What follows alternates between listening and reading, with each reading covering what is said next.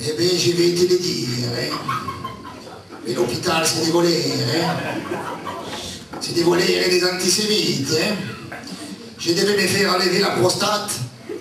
Alors l'urologue m'a dit qu'il va rentrer à l'hôpital par l'accueil. À mon avis, l'accueil, je ne l'ai jamais trouvé. Hein. C'est vrai, ça devrait être des gens accueillants. Hein. Et la personne qui m'a reçu avec une gueule de bulldog, là, tout ce qu'elle me dit, vos papiers, s'il vous plaît. J'ai dit, c'est quoi là? C'est un hôpital ou le commissariat de police ici? Alors je lui donne mes papiers. Et elle me dit, qu'est-ce que tu veux comme chambre? Eh bien, j'ai dit, je suis juif, mais la moins chère. Hein. Elle me dit, plus tu prends les lits, moins c'est cher. Eh bien, j'ai dit, mais moi 12 lits. C'est là que tu vois ces 10 vols. Hein. Elle te dit, il n'y en a que 3 lits maximum. Hein. Eh bien, j'ai dit, tu ne me laisses pas les choix, mais moi 3 lits alors. Hein. Alors elle me dit, maintenant, je vais te faire signer quelque chose, un engagement. Ah ben, j'ai dit, ça tombe bien, je suis un engagé. Moi. Un engagement de quoi? Des paiements. Elle me dit, ah ça ne m'intéresse pas du tout. Hein. Mais elle s'en fout. Hein.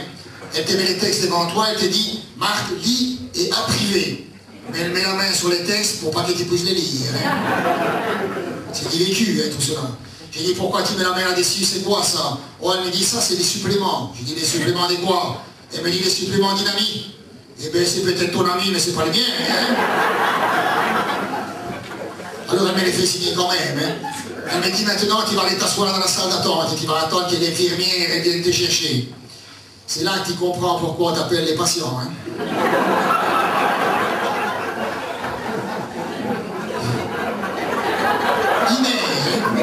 Inère, j'ai entendu. Hein. L'infirmière vient me chercher, elle me prend par la main dans l'ascenseur, elle me montre. Arrivé dans les services, elle me dit, donne-moi tes valeurs, je vais les mettre dans les coffres. J'ai dit, ça va. Hein. On nous a déjà fait 143, je les garde. Hein. Alors elle me fait aller dans ma chambre, elle me dit, maintenant, à la douche, ex-gaz. J'ai dit qu'il serait pas un peu antisémite, toi. Hein. Je vais quand même à la douche, je vérifie que c'est de l'eau. Hein. Il a fait que tu me casses. Hein. Je prends ma douche, et quand je sors, elle me dit, maintenant, tu vas mettre la chemise d'opérer. J'ai dit, si ça c'est une chemise, c'est la crise économique. Hein. J'avais juste les manches et les devants. Ça veut dire que celui qui me suivait, il n'avait que les dos. Hein. Et comment est-ce qu'il fasse tenir les dos? Hein. Alors après, elle m'a dit, je vais te faire la pré-narcose. J'ai dit, c'est quoi? Elle m'explique, mais j'ai dit, quand je vais au restaurant, je ne prends jamais d'entrée. Hein. Fais-moi la narcose tout de suite. Hein. Après, elle m'amène en salle d'opération. Je n'avais pas encore vu des médecins. Je me dis, mais comment est-ce que je vais reconnaître les médecins? C'est la seule personne qui ne te dit pas bonjour. C'est l'anesthésie. Il entre, donne-moi ton bras, qui me dit. J'ai dit, je suis juif, hein, 1000 francs les bras. Hein. Il prend quand même mon bras. Hein. Alors il me met les cathéters. Cathéter, ça c'est du vol. Hein. C'est une aiguille avec une petite emballage plastique. Il pique tout dans ton bras, mais il reprend l'aiguille. Hein. Après l'anesthésiste, là, il me dit, voilà, je te mets un masque qui respire. J'ai dit, c'est quoi? 10 gaz. J'ai dit, vous êtes tous antisémites, hein, c'est pas possible.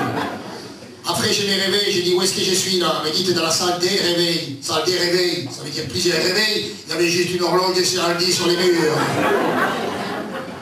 Et c'est là que tu vois que dans la salle des réveils, c'est des infirmières, des malhonnêtes. Hein.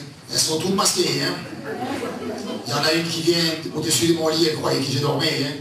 Elle enlève la bouteille vide qui était au-dessus de moi, elle me met une nouvelle, elle s'en va, je dis, la vidange, c'est moi qui paye. Hein.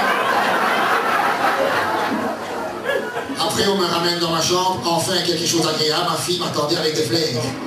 Alors je demandais pour des fleurs à l'infirmière, et bien là aussi, tu vois qu'ils n'ont pas d'argent. Hein. Les pots des fleurs qu'on m'a amené, c'est les pots de la bolognaise de midi. Hein. D'accord, il était nettoyé, mais s'il faut de l'économie comme ça, qu'est-ce qui te dit que ma prostate, elle n'était pas dans la bolognaise? Hein. J'allais y réfléchir la prochaine fois que j'ai de la bolognaise. Hein. Et les infirmières des pourries. Hein. Tissonne, elles viennent jamais. Hein.